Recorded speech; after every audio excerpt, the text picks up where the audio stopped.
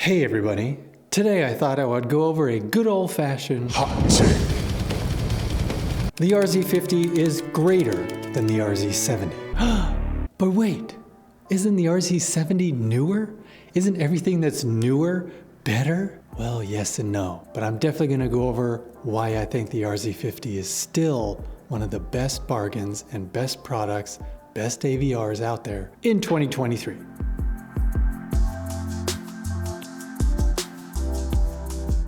This video is sponsored by Crutchfield. More on that later. Ding! Before I go into this is just me looking at specs, comparing notes, comparing everything on paper, because I'm not as cool as Andrew Robinson, who has already done a review. So why is the RZ50 better than the RZ70? Let's discuss. All right, one cool thing about Crutchfield.com is that you can easily compare two products. Since they are both Onkyo products, I'm going to search Onkyo receivers. There's a few of them. Okay, RZ50, that's the one we want. Hey, look at this. This little button says compare. Check that box. You can add up to 4 items to compare. Oh, there's the RZ70 in question. Compare. Then see all details. Boom. Just like that. Hey, look at that. Now we've got the 2 items with all their specs next to each other so we can see it easily right in our faces. One interesting thing about the RZ50 is that it is a 9.2 channel home theater receiver, but like most 9-channel receivers with a full set of pre-outs, it can actually process up to 11 channels, so you can have up to a 7.2.4 immersive audio configuration. The same thing goes with the RZ70, but the difference is it has 11 channels you can actually power internally. It has 11 internal amps. But you would think because of that, maybe it can process up to 13, because it always seems like that's the norm. You can process 2 more channels with the help of external amps. Not the case with the RZ70. It can still only process up to 11 channels, or up to a 7.2.4 immersive audio configuration. So in that, these two are identical. As you can see here, number of channels, 9, 11. Because it has 9 internal amps, 11 internal amps. Obviously, I'm gonna get into it later about how cool Crutchfield is. If you're confused about any of these features, if you just hover over it, it's going to give you a description, number of channels, stereo RMS power. What the heck does that mean? Oh, I can just hover over this. The continuous power rating in watts for each stereo speaker output channel when the receiver is in stereo mode. Because as we all know, anytime you see a power rating on a receiver, it's going to be 2 channels driven, not all 7 or all 11 or all 13 or whatever channels driven. It's always going to give you 2 channels driven. So that's what it means. Stereo, 2 channels. What the heck does THD in stereo mean?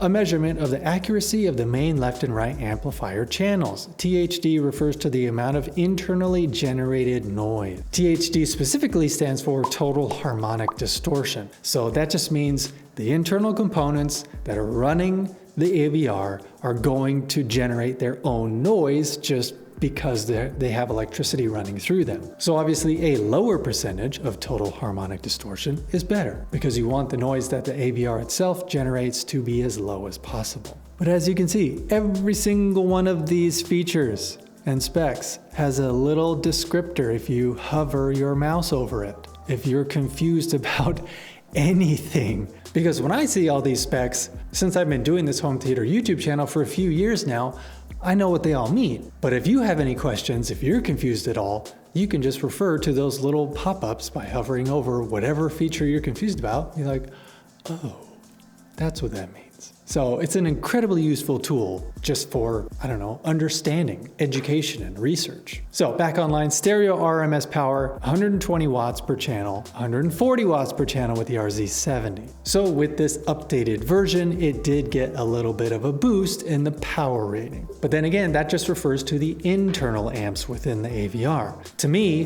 that number doesn't really mean anything, because I'm going to externally power all of my channels. That's just how I like it. All right, as we were talking about, total harmonic distortion, 0.08%, 0.08%. They're all the same. Frequency bandwidth, 20 hertz to 20 kilohertz. The minimum impedance, 4 ohms. These are all the same, 4 ohms. The amplifiers inside the AVR are both class AB in both receivers. What I also like about this is as you're scrolling, you can see that the name of the product still remains. So you're not like having to scroll all the way back up like, wait, which one was this again? No, it stays with it, see?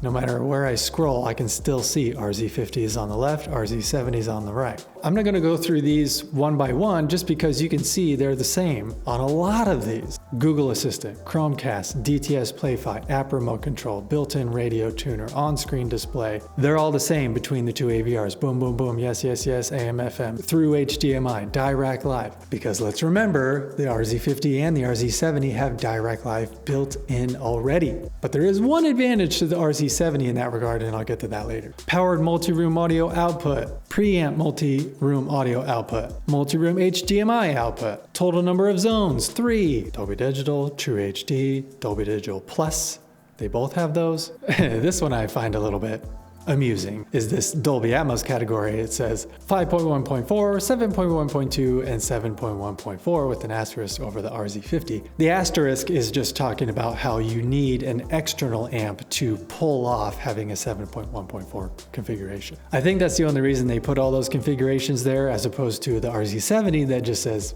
yes. Yes, the RZ70 can do Dolby Atmos, DTS, DTS HD, DTS HD Master Audio, ES, 96 kilohertz 24-bit, DTS-X, DTS Virtual X, same. Audio video inputs, 7. Number of HDMI inputs, 7. Component video inputs, 1. Audio only inputs, 2. Phono, optical, coax. There's the difference. 2 optical inputs and 2 coax inputs versus 1 on the RZ50. Because if we bring this down and then go to the RZ70 and take a look at the back, oh yep, we've got 2 coax and 2 optical inputs. And if we go to the RZ50, oh no, we only have 1 coax and 1 optical. Aw, shucks. All right, back to the comparison. Multi-channel analog input, no. Ethernet, yes. USB connections, yes. HDMI monitor outputs, 2 versus 3, huh?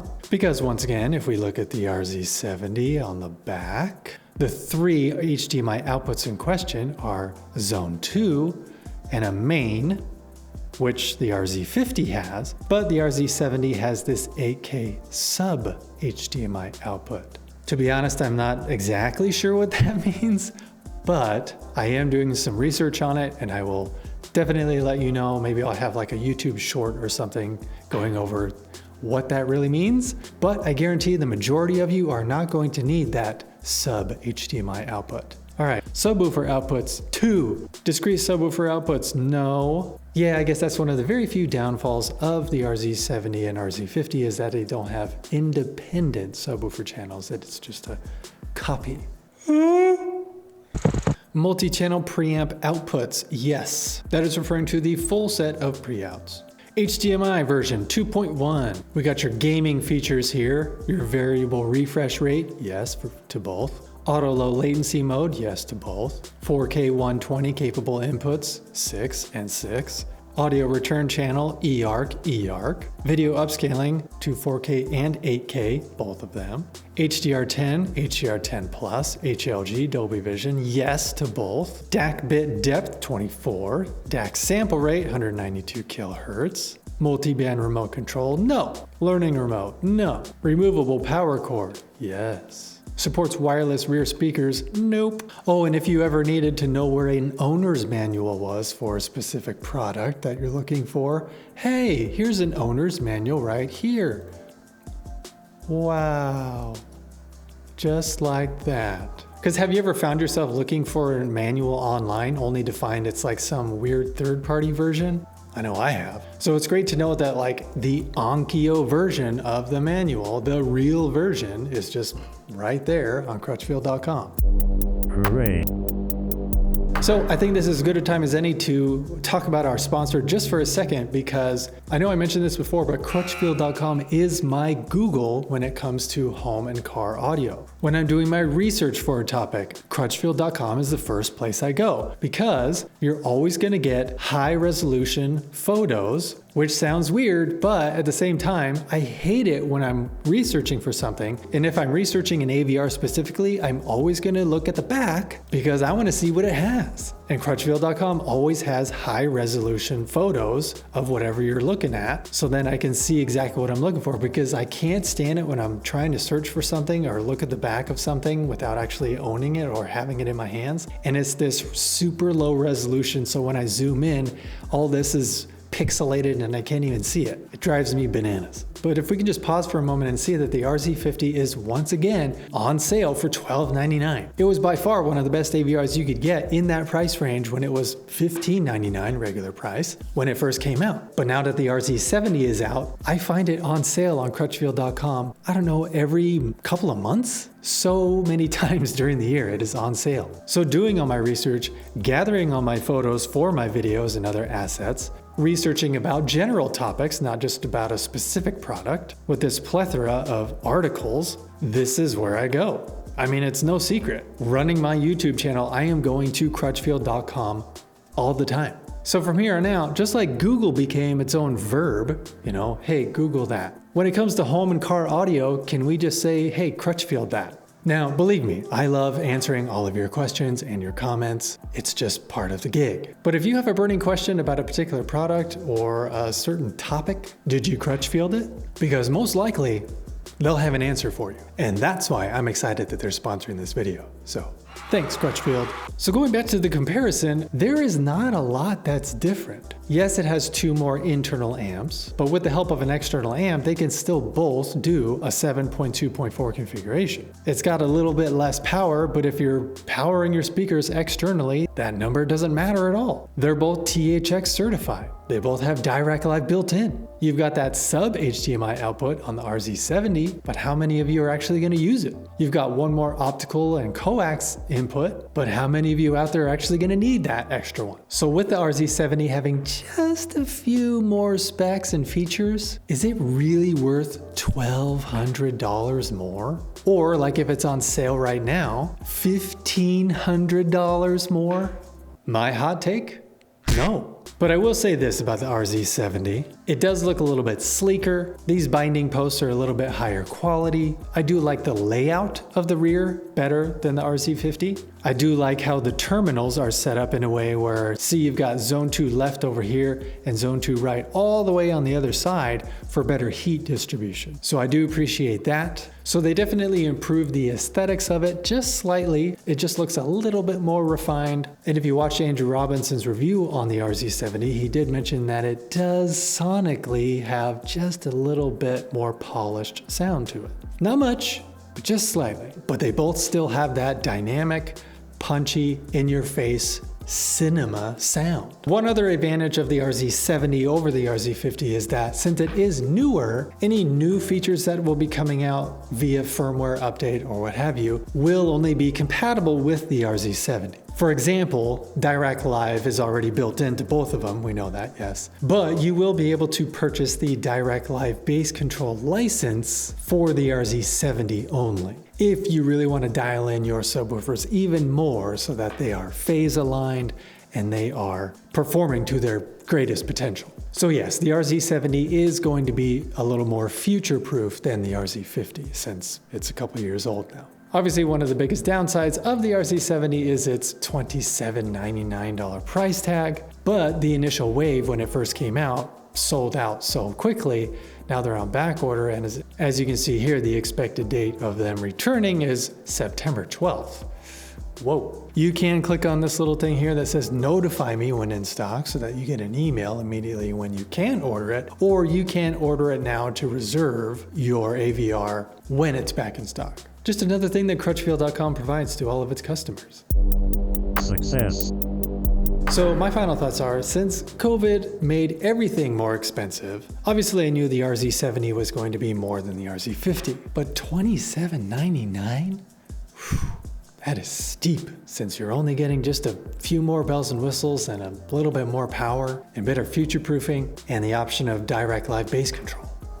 I'd say that would maybe bump it up to $2,000, but $2,799? But obviously, if you've been saving up and you happen to have $2,800 in your bank account ready to just spend on whatever, obviously get the RZ70. But in 2023, the RZ50 is still your best bang for your buck. Because of Direct Live already built in, THX certified, it's got a lot of power, it's got a full set of pre-outs which you can build out to a 7.2.4 configuration. It was a hell of a bargain when it first came out, and it's an even better bargain now, since everything else new coming out is so expensive. And the RZ70 is a prime example of that. So yes, if you are still trying to stay within a pretty tight budget, I highly recommend the RZ50. But if you have the money right now, obviously the RZ70 is going to set you up better for the future because of the fact that it's going to be compatible with all the things that'll be rolling out in the next few years. So that's my hot take, and I'm sticking to it. Thank you for watching this quick comparison of the RZ50 and RZ70 from Onkyo. What say you, people on the internet? Are you as confused about the price of the RZ70 as I am? Do you already own the RZ50? Do you have an idea for a future hot take? Let me know in the comments below. As always, please be kind to each other out there. Don't just watch TV and movies, experience them on your RZ50 or RZ70 from Onkyo. And of course, always be listening.